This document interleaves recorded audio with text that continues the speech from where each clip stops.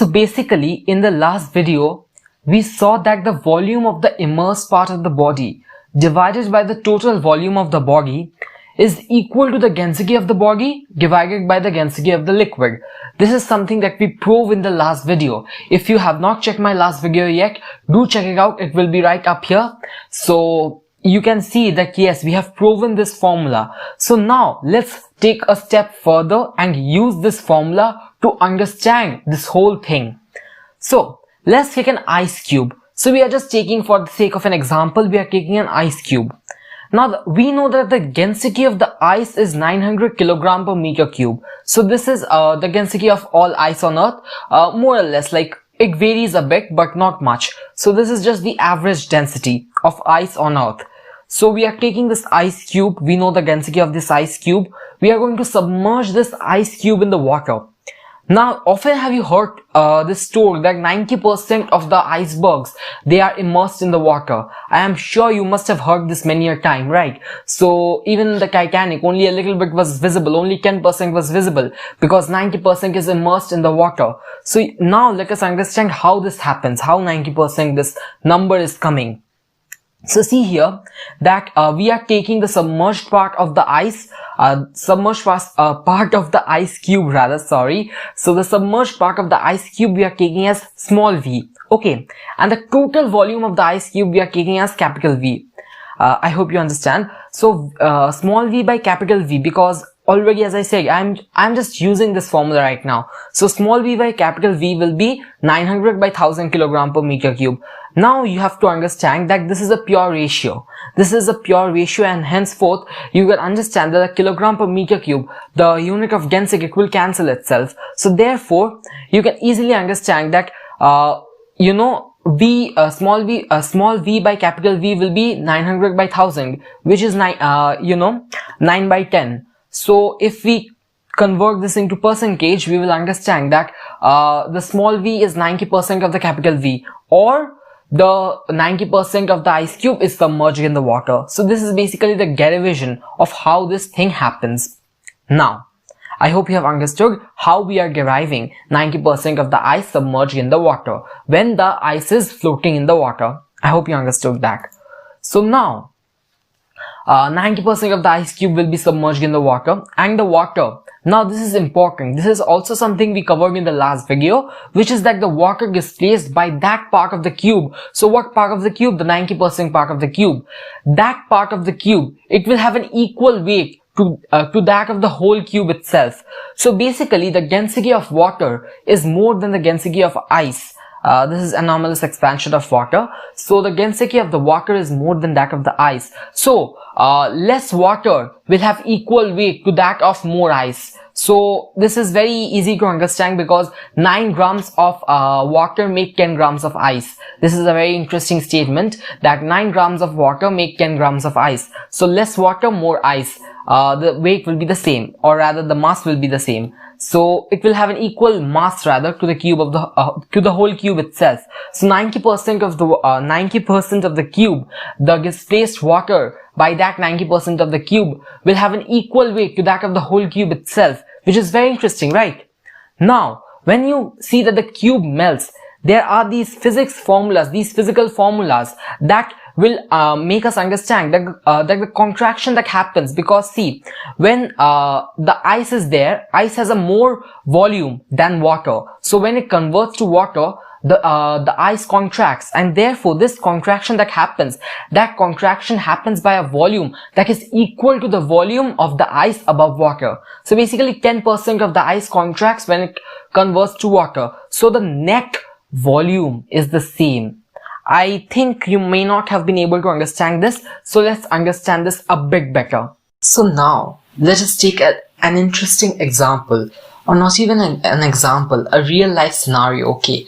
What happens to the ice when it melts? So now, we have already talked about what happens to the ice when it floats on the water. We have already talked about that. So, you can see in this picture that the ice cube is floating on the water. Now, what happens to this ice cube when it gradually starts melting and ultimately mixes with the water? Well, there is a phenomenon that occurs which is called the anomalous expansion of water. And because of this phenomenon, what happens is that the ice, it contracts when it changes into its liquid state, which is the water. So when the ice cube forms water, it contracts. But how much amount? By how much amount does this ice cube contract? Well, basically the ice cube contracts by the same amount as is above the water level. So what happens is that the ice cube contracts by 10%, more or less. So this contraction that occurs, it ensures that the total volume of the ice cube submerged and the water, it's equal to the water formed by the ice cube plus the initial water. So I really hope this has been able to make things a bit clearer for you. But if you still have some queries, then please feel free to leave them in the comment section below. Now, let us see this experiment in action. Let us see an ice cube melting and let us see if that changes the level of the water. Let's see. So basically, in this experiment, you will see that there is some water that is poured in the beaker, and the level of the water is marked by a line in the beaker. You can see the blue line that marks the level of the water in the beaker. There is an ice cube in the beaker. If you can see properly, there is an ice cube in the beaker, and this ice cube is what we are going to talk about in this experiment. So see carefully. The picture might come a bit hazy, but if you see very carefully, you will see that the ice cube is still there in the beaker, and slowly the ice cube is melting. Slowly the ice cube is melting, and so we can actually observe the change in the level of the water as the ice cube melts. So basically, if the ice cube is melting and the water level rises, we will easily be able to observe the rise in the level of water because the marking is there. So just see here that slowly, as you can see, as time progresses, the ice cube is becoming smaller and smaller, and it's like at one point of time it's absolutely disappeared. So it's still there in the side little bit. So just see carefully. Now it has nearly disappeared. The ice cube, it's nearly not there anymore. And now you can see that the ice cube is absolutely disappeared.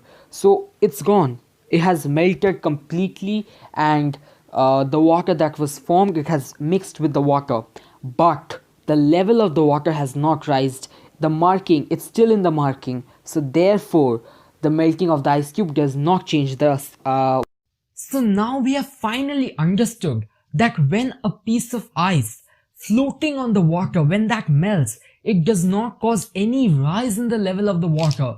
Although the volume of the water itself increases, the level of the water itself does not change, and there is a specific reason, and that reason is governed by physics. That reason is governed by physical laws rather. So these laws tell us that the level of the water does not change, and therefore, as I had said at the very beginning of my previous video, the level of the water, the level of the ocean levels does not change. The ocean levels do not rise when icebergs or glaciers floating on the surface of the ocean, on the surface of the sea, when they melt. They do not cause a rise in the level of the oceans and the seas. But there is a catch to this. There is a catch to literally everything in life, and same is applicable here. So here there is a catch. What is that catch? That catch is that the ice cube has to be in contact with the water. Whatever ice cube we are taking, it has to be in contact with the water in its solid shape. Sorry for my previous pronunciation error. So it has to be in the solid shape, and only then, when it's in the solid shape and it has contact with the water, and when that melts, only then does the level of the water does not change. Let me just make this a bit clearer. Okay, so let us take the example of Antarctica. Antarctica is a huge mass of ice, and so you could say that when Antarctica is melting due to global warming and everything, then the level of the oceans and the seas, that does not rise. But that is not true. That is inaccurate. That is not the whole statement. That is not the whole phenomenon. The thing is that in Antarctica, as you see in this picture, in Antarctica, what happens is that the ice, it has no contact with the water. That ice is actually on a huge mass of land. That is the catch. that ice is not in contact with the water, that ice is on the land. So therefore, when that ice melts, it seeps through the land and it enters the oceans and the seas, and the oceans and the seas, their levels rise, unfortunately. So it is still a very big threat to our existence, frankly speaking. So I hope you understand. So basically there are two kinds of ice, okay. One is the sea ice, or the ice that is in contact with the oceans and the seas. And that ice, when it melts, it does not cause a rise in the level of the oceans, the seas, in level of the any water in general. And there's the land ice, so sea ice and the land ice. What happens with land ice is that ice is present on the land surface, and so when it will melt, it will actually change to liquid form, and the water, it will seep through the land and enter the water bodies. And when it will enter the main water bodies, it will change the level of the water. So I hope it's a bit clear, land ice and sea ice. So I have designed a small experiment that you can do at home, in fact. That you can do at home, in fact. This small experiment is basically taking an ice cube and putting it in a beaker containing water, and then just, seeing the level of the water. You will see it will not change. You will see that the level of the water will not change even when the ice cube melts. But at the same time, if you take a wooden block, which I do not have, and so I could not perform the second experiment, which is that if you take a wooden block and then you float it on the water, and then after floating the wooden block on the water, you put an ice cube, and then when that ice cube will melt, it will change the level of the water. Why? Because it has no contact with the water itself in its solid shape. But when it's going to the liquid form, then it will have contact with the water and it will change the level of the water. So I hope these two phenomenon, the land ice and the sea ice, they are very clear, so that you can actually understand that the whole story is actually pretty huge. There is land ice, there is sea ice. So thanks for watching. I really hope you liked the video, and if you haven't already subscribed to my channel, you subscribe down here. And also you can check out, if you want to know more about me, you can check me out on Instagram. The link is given in my bio.